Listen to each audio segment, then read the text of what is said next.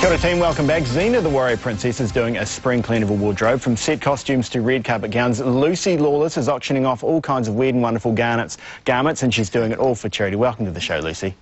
Hi, great to see you, Hayden. This is a very nice thing you're doing, because these things must be, they'll be sought after memorabilia around the world.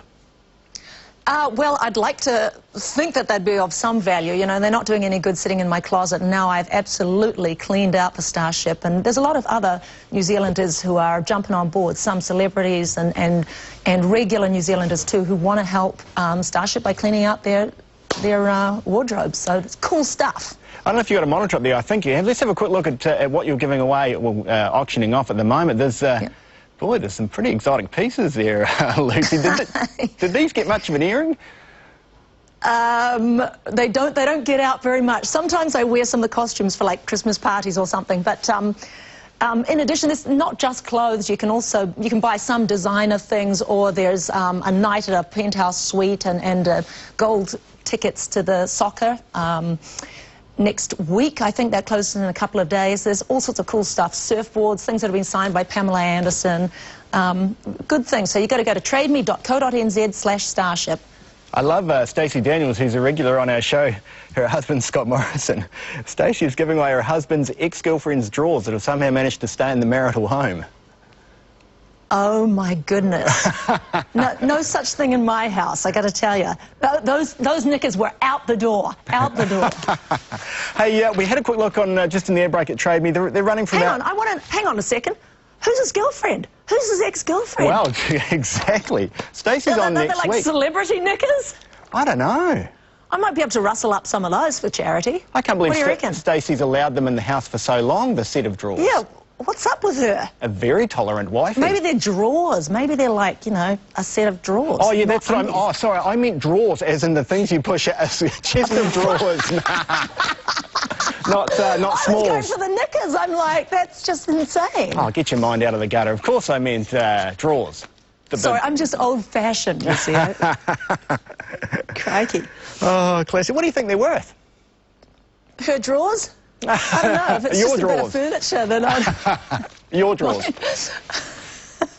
I'm not even going to go there. I'm not going to go there. Because I saw that guy who you had singing a little while ago, and now I realise who your audience is, so I'm not going to make any nasty jokes. Okay, thank you. I appreciate that. That's right. Because you do have quite a international following. Like, you could spend every weekend at Xena conventions if you really wanted to, wouldn't you? Because even though the TV series is finished, that remains, you know, like it or lump it, your calling card. It's quite an amazing thing, isn't it? Yeah, yeah, I feel quite grateful, actually, for everything that Xena's given me, and now Spartacus, of course, is a whole new world again. And it's great, and now we can turn it to good use if you go to trademe.co.nz/starship. Well, like, you're very good at every answer, heading back to Trade Me. You can get a piece of the action. All right, try this one on then. See if you can answer this answer with Trade Me.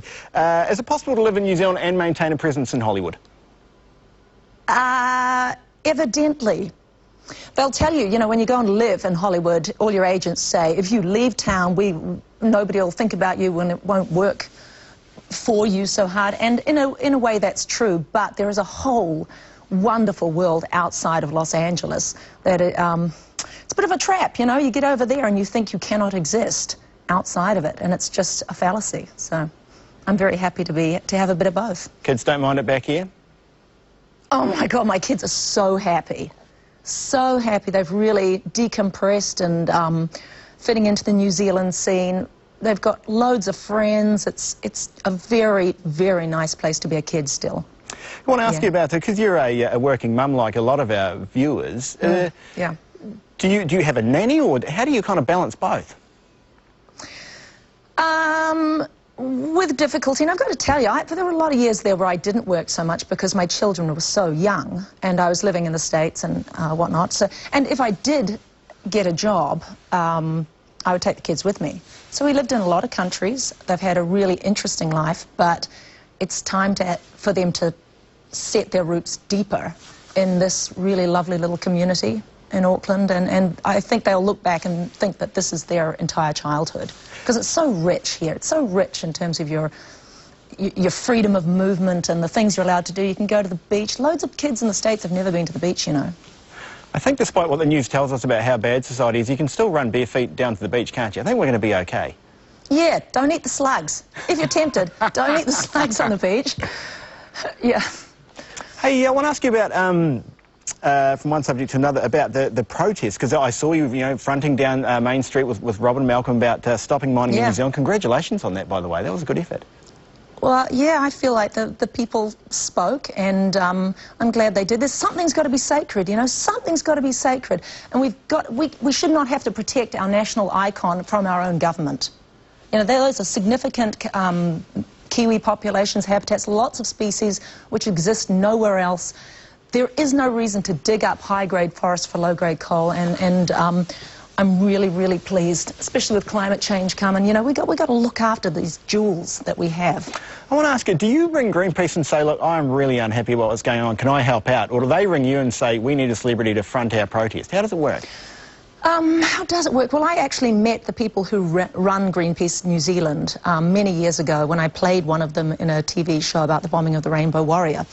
And so I've known her a really long time, 20-odd years, Bunny McDermott, and I know them to be they've got a lot of integrity, these people. They're not loonies. They are very pragmatic, but they believe, as do I, that climate change is real, and we have to take immediate steps for a clean and sustainable future. Why would we work for anything else? Who wants to live in a degraded, dirty world? So it's about caring for strangers, whether it's the kids, the children of New Zealand with health care, whether it's the oxygen of the planet. You want to be on the side of a clean and sustainable future. There's great jobs there too. There's great jobs in those kind of industries. Have you considered heading to Parliament, doing a Peter Garrett? No, I'm just not a political animal. Yeah. That's the truth. I'm not. But I have strong feelings that I can't ignore about what I think's right. And if I have a feeling that something is inherently unfair to the world, I kind of have to just go with do what's true for me. It's not about telling other people what to do. It's just about trying to clean up your own act. You may be too well behaved for Parliament, considering what they've been up to this last few months. Oh my goodness, isn't that awful? I know. Parliament, I don't remember the exact figures, but I think it costs like there's some sort of a sum that tells you how many dollars per minute it costs to maintain Parliament.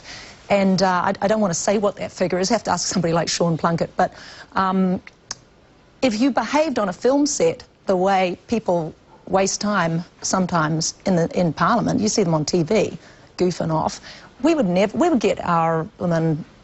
we'd get a pink slip for bad behaviour. You'd lose your job. Yeah. You'd lose your job. It's really serious when you're spending taxpayers' money to do it in an efficient, decent way.